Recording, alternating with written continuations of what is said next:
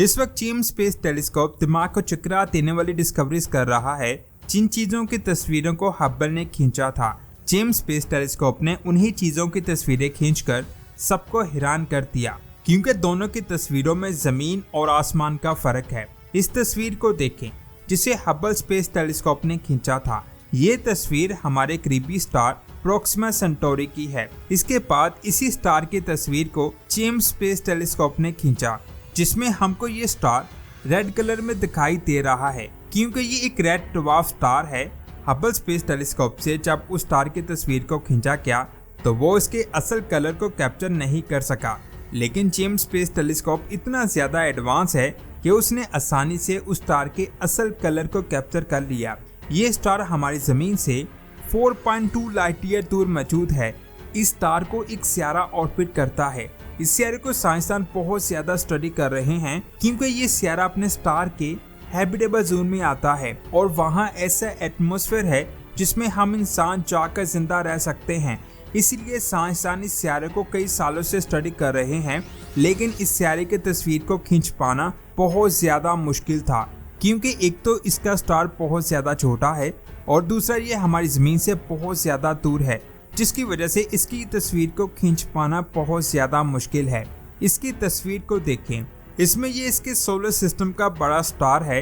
असल में ये दो स्टार हैं जिनका नाम अल्फा सेंटोरी ए और अल्फा सेंटोरी बी है, और ये प्रोक्सिमा सेंटोरी है जिसका साइज इन दोनों स्टार्स के मुकाबले में बहुत ज्यादा छोटा है।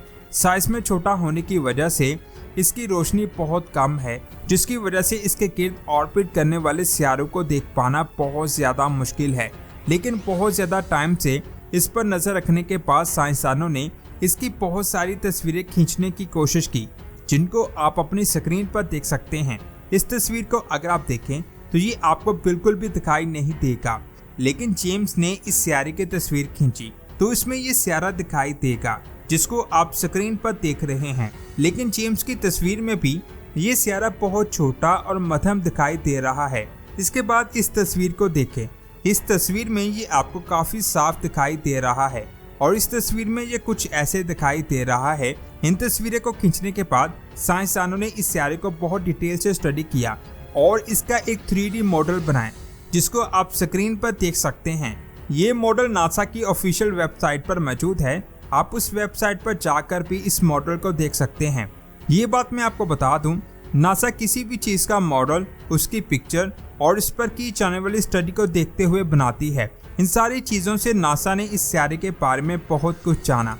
ये सियारा अपने स्टार को 11.2 डेज में ऑर्बिट करता है, जिसका मतलब है कि ये अपने स्टार के बहुत ज्यादा करीब मौजूद है। जब आप इसकी सरफेस से इसके स्टार को देखेंगे तो ये आपको सूरज से कई गुना ज्यादा बड़ा और सूरज दिखाई देगा।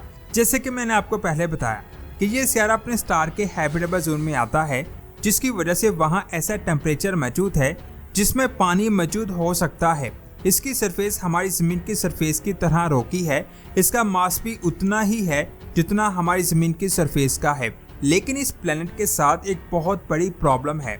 असल में ये प्लेनेट अपने स्टार के बहुत ज्यादा करीब मौजूद है, जिसकी वजह से ये अपने स्टार से टाइटली लॉक्ड है, जिसकी वजह से इसकी एक साइड अपने स्टार की तरफ होती है और एक साइड अपने स्टार के दूसरी तरफ है। जो साइड अपने स्टार की तरफ है वहाँ हमेशा दिन रहता है और इस सियारे का स्टार हमारे सूरज की निस्बत ज्यादा रेडिएशंस को खारिज करता है, जिसकी वजह से इसकी डे वाली साइड पर रेडिएशंस बहुत ज्यादा होती हैं और जहाँ इतनी ज्यादा रेडिएशंस होती हैं वहाँ मौजूदा स्टडी के मुताबिक लाइफ पॉसिबल नहीं हो सकती। लेकिन अल्लाह जहाँ चाहे लाइफ पैदा कर सकता है। हमारा सूरज भी रेडिएशंस को खारिज करता है, लेकिन ज़मीन की मैग्नेटिक फील्ड की वजह से ये रेडिएशन सरफेस तक नहीं आ पाती। ये सियारा अपने स्टार से टाइटली लॉक्ड होने की वजह से ये नहीं कहा जा सकता कि इसके पास मैग्नेटिक फील्ड है या नहीं।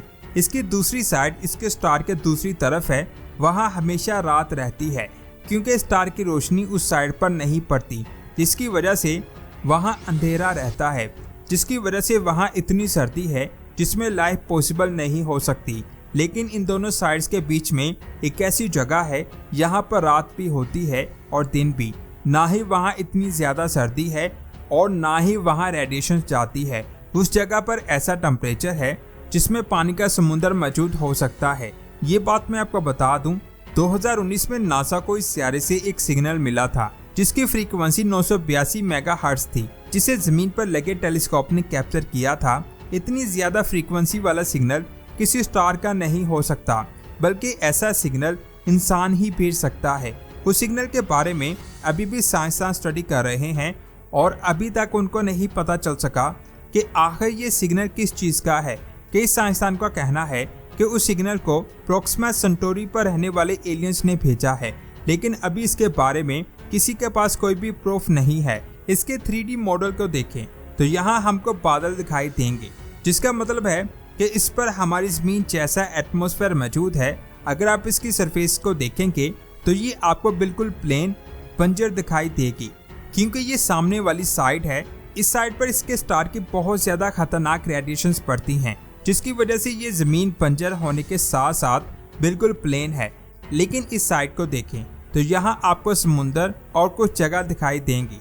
अगर आप इसे देखें तो आपको ऐसा लगेगा जैसे आप जमीन को देख रहे हैं, लेकिन ये जगह इसके बिल्कुल सेंटर में मौजूद है। इस जगह पर ना इतनी ज्यादा सर्दी मौजूद है और ना ही वहाँ इसके स्टार की इतनी रेडिएशंस पड़ती हैं।